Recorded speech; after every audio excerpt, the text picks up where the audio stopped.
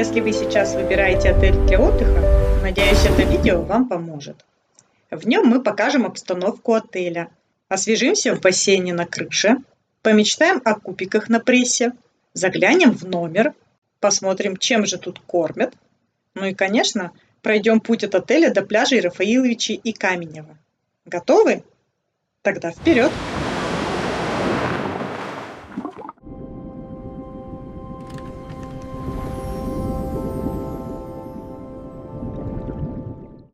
Итак, мы прибыли, давайте войдем внутрь и оглядимся. Первое, что мы видим после входа, это уютное лобби с зоной ожидания и стойкой регистрации. В конце лобби расположен небольшой бар, где можно купить напитки. Лифты также в наличии, так что тащить чемоданы по лестнице не придется. Сразу скажу, что у отеля нет большой зеленой территории. Но у входа и сбоку отеля есть уютные террасы. Идеальное место, чтобы залипнуть с чашечкой кофе. А еще есть более просторная терраса, где накрывают завтраки и ужины. Для детей имеется небольшая игровая зона. Если вы приехали раньше заселения или уже выселились, а до отъезда еще много времени, то багаж можно оставить в уголке рядом со стойкой регистрации. Но учтите, что это не отдельная комната хранения, а просто открытое выделенное место. Поэтому документы и ценные вещи лучше забирать с собой. Мы как раз приехали раньше времени заселения, и поэтому, пока готовили наш номер, нам предложили провести время у бассейна. Он находится на верхнем этаже отеля, и именно туда мы сейчас с вами и отправимся.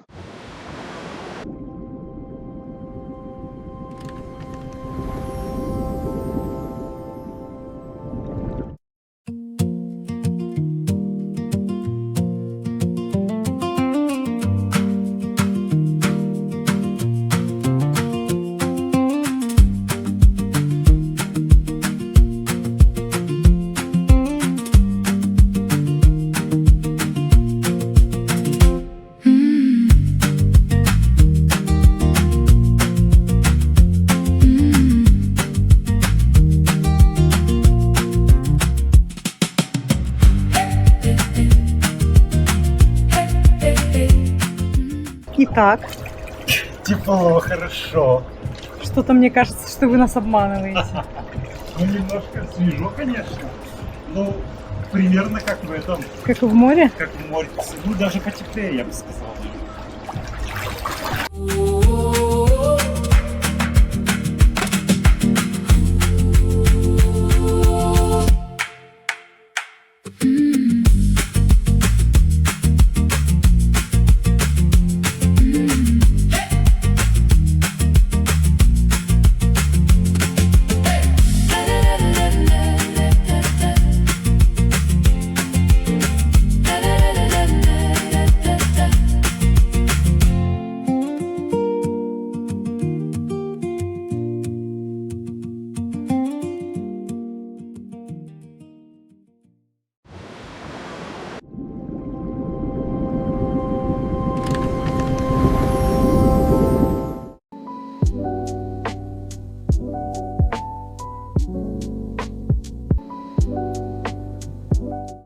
Так, отель Ламе.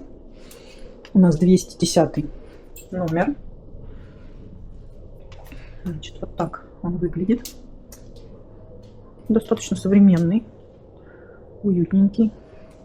Я так понимаю, что вот это кресло, оно раскладывается, по-видимому.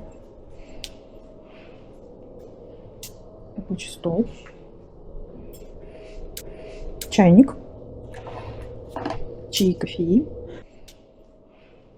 Так, здесь ванная, туалет,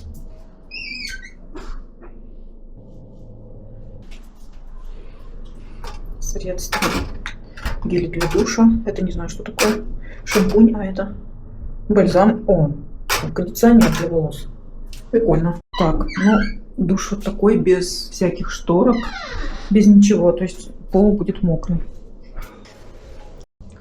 Так, тут у нас уже граждане отдыхающие. Вот. Значит, больше всего, конечно, меня поразило дизайнерское решение ванной комнаты. потому что вот эта дверь вот так еще и скрипучая, поганая такая. Как бы вот так это все. Значится, мы уже выселяемся, и номер, конечно, не в его первозданном виде. 2 душа. Полотенце меняли каждый день. Из косметических средств гель для душа, шампунь. И в первый день еще положили бальзам для волос, но больше не докладывали. Вот. Тапочки. Далее. Это, пожалуйста, не обращайте внимания. Это мужчина, он прилагается к номеру. Всякие дизайнерские картины. Светильники исправные работают.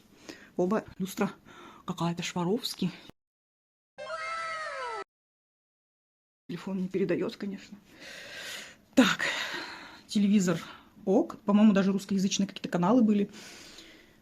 Чайник. Ложка, не знаю почему, ложка одна. Мы обнаружили магию. Вот если не кладешь еврик или 2 еврика на стол чаевых, то вот это кофе не появляется. А если положить, то вечером приходишь, кофе лежит новое, чай. Вот. Чувство какое-то просто. Вот, холодильничек.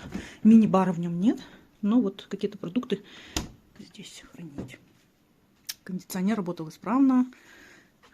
Значит, шкаф-купе и сейф. Вот. Всякие одеяла, которыми мы не пользовались. И небольшой балкон. Причем на нашем балконе почему-то не было сушилки для вещей. Нам пришлось вот натянуть эту веревку. А на последних этажах отеля мы видели, что стояли сушилки. Я не знаю, возможно, нужно просить. Возможно, для наших номеров это дополнительная какая-то опция. Вид у нас был потрясающий. Но если посмотреть сюда, то в целом даже и ничего. Вот. Там внизу, вот там вот под этой вот штукой, она раздвигается, там завтраки раздавались. Вот, собственно, вот такой вот номер.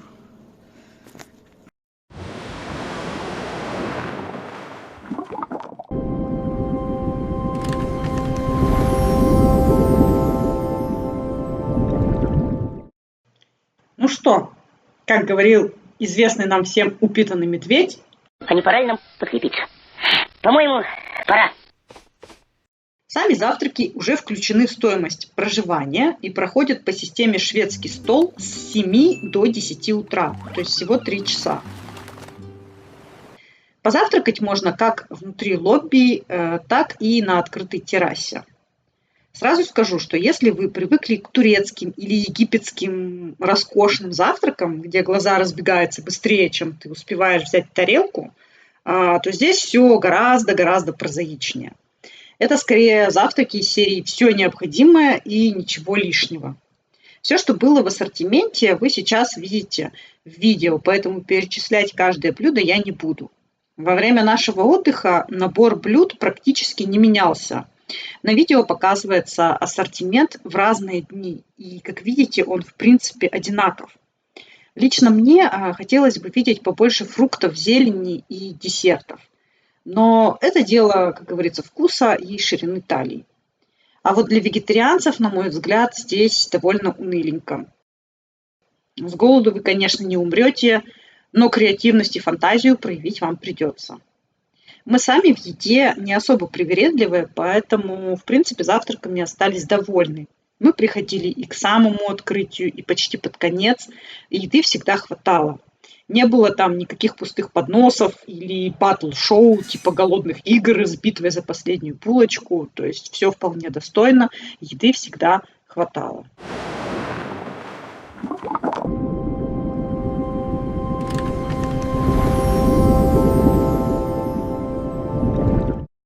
Теперь об ужинах. В отеле есть возможность заказать ужин за дополнительную плату. Во время нашего отдыха в июне стоимость ужина составляла 15 евро с человека. При этом напитки в эту цену не входят и оплачиваются отдельно. Ужин начинается с 7 вечера, но заказывать его нужно заранее.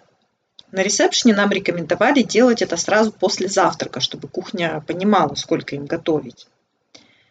Как происходит сам процесс заказа и что, собственно, входит в эти 15 евро, да? После стойки регистрации на столике стоит меню. Из этого меню вы собираете себе набор блюд на ужин. В этот набор входит суп, салат, основное блюдо и небольшой десерт. Вы выбираете и сообщаете на ресепшн, что вы хотите. Вечером вы приходите, занимаете столик, называете номер своей комнаты, и персонал уже знает ваш заказ, и ваши блюда приносятся довольно быстро. Оплата производится после ужина на барной стойке, которая в лобби отеля. И, конечно же, если вам все понравилось, то не забывайте оставлять персоналу чаевые. Здесь это всегда воспринимается с благодарностью. Хочу сказать от себя, что мы попробовали такой ужин всего один раз, и мы остались им довольны. Порции большие, еда вкусная и сытная. Вообще, мне кажется, что за свои 15 евро это хорошее предложение, потому что цены в ресторанах на набережной лично мне показались дороговатыми. Да и свободных столиков может не оказаться.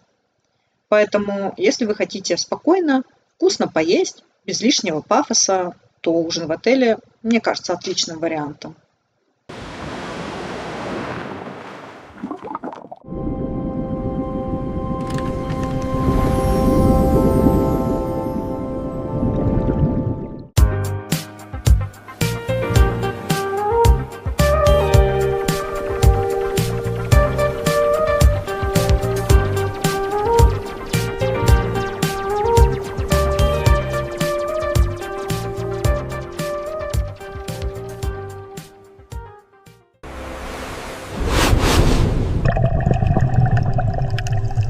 Welcome.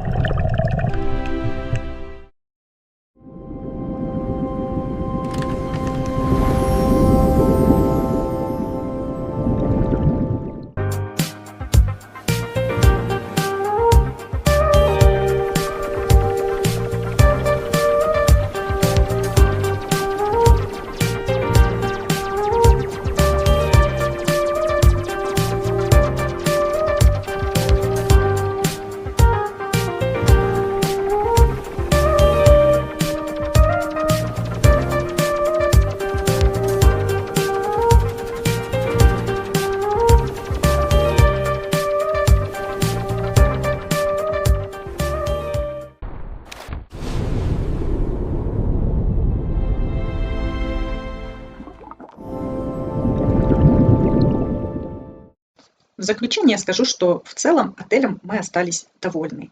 Одним из главных плюсов отеля я считаю его расположение. До набережной идти всего несколько минут, при этом музыка и шум оттуда сюда не доносились, и в отеле было тихо. Кроме того, до песчаного пляжа Рафаиловичей всего 4 минуты ходьбы, а наш фаворит, пляж Каменева, находился примерно в 20 минутах пешком. В итоге мы почти всегда ходили именно на пляж Каменева. На мой взгляд, он наиболее классный из всех. Чуть ближе к отелю находится еще пляж Девистенье Бич, надеюсь, я правильно произношу. Это пляж, в котором такие каменные глыбы, но нам он показался тесноватым, потому что большая часть этого пляжа была занята платными лежаками. Также из плюсов расположения это то, что рядом с отелем есть небольшой супермаркет, и на набережной есть еще один, уже сетевой. И за всем необходимым далеко бегать не придется. К минусам отеля я бы отнесла небольшую территорию и отсутствие зелени. Также был еще один момент, который меня немного насторожил. Это наличие стройки за отелем. В сезон, когда мы были там, было тихо. Но будет ли там тихо всегда? Вот это вопрос. В целом я бы посоветовала этот отель тем, кто ценит море, хорошую локацию и тишину.